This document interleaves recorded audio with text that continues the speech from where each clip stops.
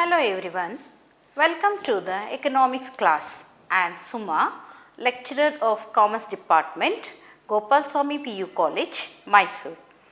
In today's session, let us start the third lesson of macroeconomics under the part 2 of 2nd PUC economics syllabus. So, the third lesson is about money and banking. This lesson has a very good weightage from the point of view of your examination, and also this is a very interesting lesson. So, now let us see about money. What is money? Why was the evolution of money took place? What are the reasons for this? Now, let us see one by one.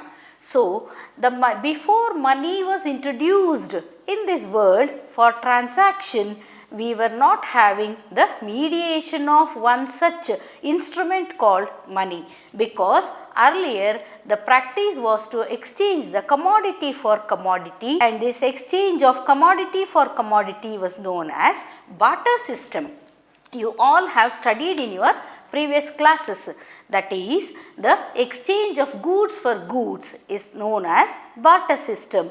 But this barter system did not prove to be fair. So, the evolution of money took place, because in the barter system there were lots of disadvantages. So, to avoid these limitations, the evolution of money took place. So, now let us see about barter system and the limitation of it, because even though you do not get any direct question related to the barter system, you should be knowing about the limitations of this. So, the first one is the search cost. The first limitation of barter system was search cost, because for example, I had bread with me and I had to buy, I wanted rice. So, I went in search of person who gets bread from me and gives me rice. I went to the first person and he says he does not have rice. Then I will go to the second person, he says he does not want bread.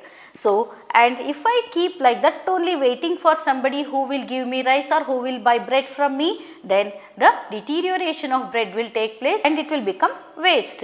So, to avoid this, we had to go for the another instrument, as the first disadvantage was search cost and the second one is disutility of waiting, because by waiting for the goods which I needed, I had to see that my goods which are kept for exchange become deteriorated.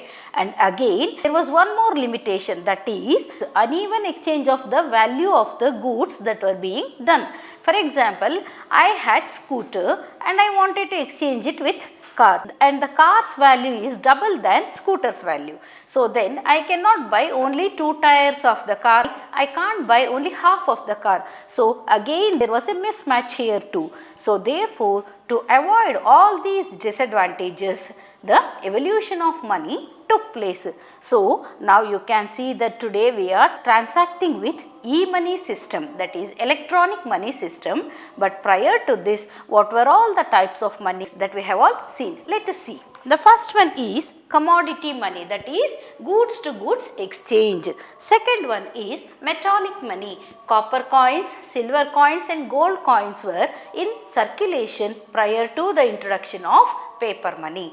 The third one is paper money. Paper money is one which is already in use, all of us are using even today. The fourth one is credit money, that is the exchange of checks and bills of exchange, that is we can get the checks instead of cash. So, this is called as the credit money.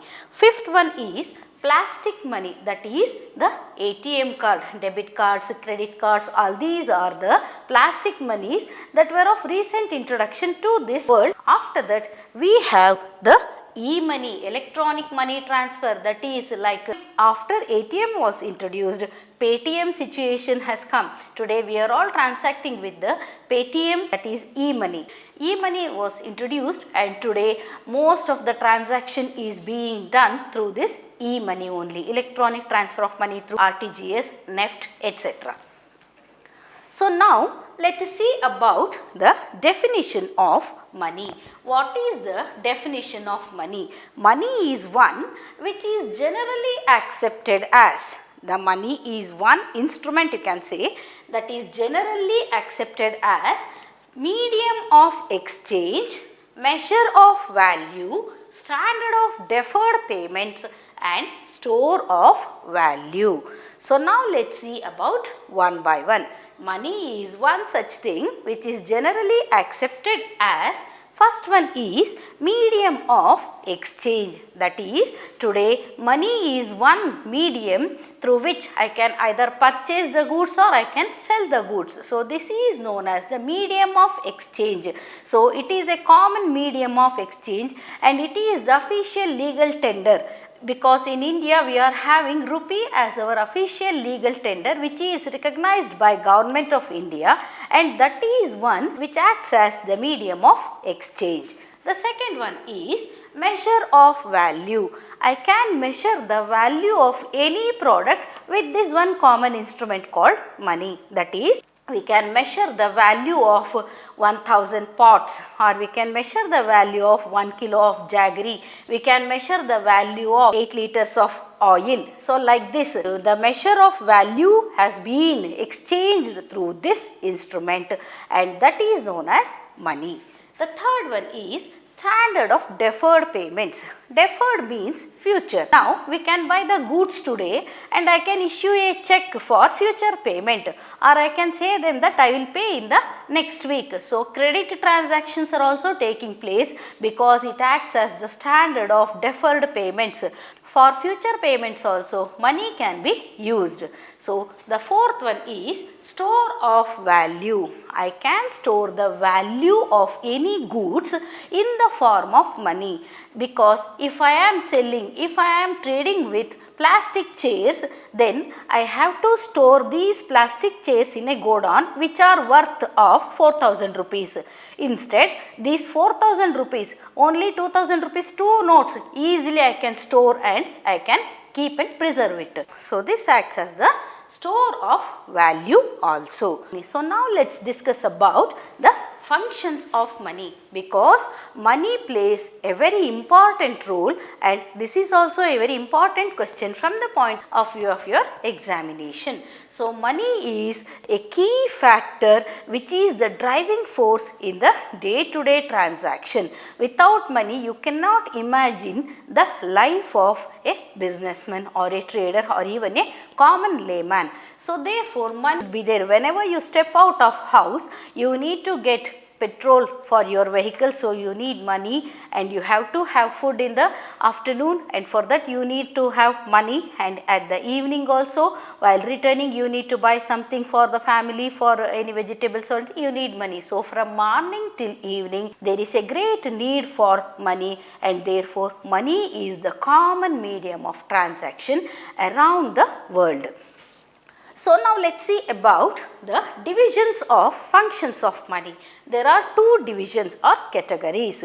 The first one is primary functions of money and the second one is secondary functions of money. Again, the primary functions of a money are, it acts as medium of exchange and it is the measure of value of any product. So the medium of exchange is that anyone who wants to buy the goods can purchase the goods with the help of money, and anybody who is willing to sell the goods, they can sell it by getting money. So it is the medium of exchange and it is the measure of value. As I said, any goods can be measured with this common measure called as money. The second one is the secondary functions of money, and in that first one is standard of deferred payments, that is future payments can be accepted through money. The second one is store of value. Any goods value can be stored with the help of this common instrument called money. And the third one is transfer of value. We can transfer money from here sitting in Karnataka or sitting in any of the area in India. We can transfer money to any other country, to any other city of any other country, to any other part of the world. So, and we can even draw money. You can deposit money in your bank account and you can draw it anywhere through ATM card. So this is known as the transfer of value, because keeping money and traveling these days are highly risky, and it is very difficult also to carry heavy amount of money. So therefore, when it is deposited in the account, we can easily draw the money anywhere. So now let us see about the next topic, that is the demand for money. What are all the demand for money? Why is there demand for money in this world? So the three important demand for money are the transaction motive, the precautionary motive, and the speculative motive. There are three important demands for money, that is there are three important motives to have demand for money, and the first one is transaction motive, second one is precautionary, and the third one is speculative. Transaction motive, as you all know that we are having a motive to have money with us because we have to transact with that only. If I have the currency of any other country like dirham or pound or dollar, I cannot transact with that in this country. So I want to have the legal tender money, that is the official currency of this country in which I live, and I have to transact with that only. If I say that I have so and so commodity and I want this commodity, no shopkeeper is going to get his commodities exchanged with the commodity which I am offering. We need to have money with us for transaction purpose. For day-to-day transactions, everybody needs money. The second one is precautionary motive, because you all know that people work since morning till evening more than 30, 40, 50 years in their life, because they want to have a very comfortable and safe and secured old age, because at the old age they cannot go for job and they cannot earn. So for that only, during the time of earning only, they have to keep some amount as reserve or as savings, so that it is a precautionary measure to take care of their old age, because during that old age period, if there is nobody to take care of them, or if there is no opportunity for them to earn, so then naturally whatever that money kept as savings will come to their help. The third one is speculative motive, where the speculative motive says you that whenever you have extra money, better you keep it in the form of bonds or securities or jewelries or gold or bullions, or even on the real estate properties also. So whenever there is a need arises for the money, then you can convert these securities or bullions or gold or even the government bonds, and you can get the money needed. So this is very important, because whenever there is the price hike or inflation situation seen in the economy, the central bank of that country decides to issue bonds, and it makes the commercial banks to make it compulsory to get those bonds. So obviously what happens, the extra money that is in the flow with the hands of the public will be used to buy the bonds, and these bonds are issued by the central bank, and the extra money that is in flow which is causing the price hike will be with the hands of the central bank. And when once the demand equals supply, naturally the central bank releases these bonds and gives the money back to the commercial bank. So this is for speculation purpose. So these are all the very three important motives. So now let us see about the concept of supply of money. Who supplies money? Money is supplied through the central bank. In India, Reserve Bank of India is the central bank. It is called as the God of gods or Bank of banks. So therefore, the Reserve Bank of India supplies money to the country. So here it is considered in two ways. That is, the first one is a stock concept, wherein the money held with the public is considered at a particular point of time. Maybe at evening 5 o'clock on this particular day, what is the money kept with the public is called as the stock. That is, money is referred as stock here, wherein the flow concept. Here it is dynamic one. So it is calculated over a period of time. So it may be calculated periodically like weekly or monthly or quarterly, biennially and annually. So the money that is held with the hands of public is considered over a period of time. So RBI supplies money considering these 2 points. Whenever there is a need, RBI supplies money based on the basis of the stock or on the basis of the flow. That is, on the basis of the money available in the hands of the public at a particular point of time, or on the basis of the money that is in the hands of the public over a period of time. Money is one which is supplied by RBI only, because RBI is the one which has the authority to manufacture or produce the currencies. So, or to print the notes and mint the coins. So, here you should keep one thing in your mind, that money is minted and printed in the form of coins and currency notes only through RBI. It is the sole authority to print or mint the currency to the country. So, and here Government of India in its hand has only the right to manufacture the currency of 1 rupee only. Rest of all denominations of currency is manufactured by RBI only. So now let's see about the money supply from Reserve Bank of India, because Reserve Bank of India is the sole authority to manufacture and supply the money. It has 4 patrons with it to supply money. So now let us deal with one by one. The first one is M1. It has 4 patrons, as I said, M1, M2, M3 and M4. So the first one is M1. M1 has 3 compositions: C plus DD plus OD. C means currency with the public. DD is demand deposits with the bank, and OD is other deposits kept at RBI. So now let's see.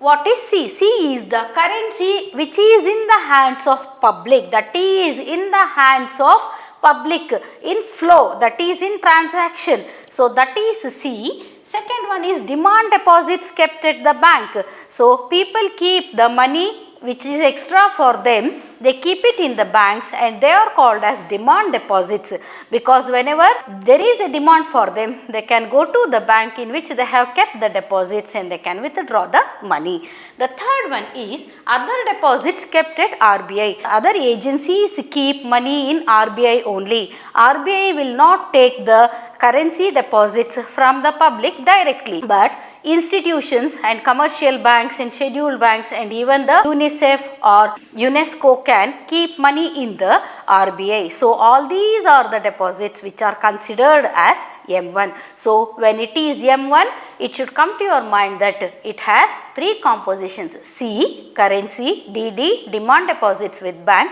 and OD, that is other deposits kept at RBI. The second one is M2. M2 is the M1 plus post office savings. The post office has a savings account, and this post office was established prior to banks only. So it was established by the Britishers in our country in the year 1837 itself. Since then the people are keeping money in their savings bank account as a safety and security measure. So all these money which is kept only in the savings bank account along with M1 is called as M2. So now let's see about M3. M3 has 2 compositions again, that is M1, that is C plus DD plus OD, and then time deposits, the net time deposits. Here people keep deposits in 2 forms. One is in the form of demand deposits and the another one is in the form of time deposits. The demand deposits are those deposits which are kept by the public in the commercial banks, and whenever there is a demand for them, they withdraw this money by giving a demand or request to the bank. Wherein the time deposits are those which are time bound. For certain period the deposits were kept, and before the expiry of that period the bank is not going to give the money to the depositor even after request also. So therefore, the net time deposits kept in all the banks are called as the M3 along with M1. The fourth one is M4. M4 is nothing but a composition of M3 plus all types of deposits kept at post office. Here you see only the money kept in savings bank's account, wherein in the M4 you can see M3 plus all types of deposits kept in post office, because in post office types of deposits are made. For example, recurring deposits, we deposit money for different types of central government schemes, insurance, postal life insurance, etc. So all these money, the T is kept in post offices, are taken into consideration with M4 along with M3 when we are calculating the M4, and it excludes NSC. What is this NSC? NSC is National Savings Certificate, which gives you the money back along with some interest only after 6 years, and prior to that not get the money. So that money is not at all money, because it is going to be converted as money only after 6 years of the deposit. So that is excluded here. So along with that, all these are the types of money which are supplied by the RBI. With this, I conclude this session. In our next session, let's discuss other topics of the lesson. Thank you.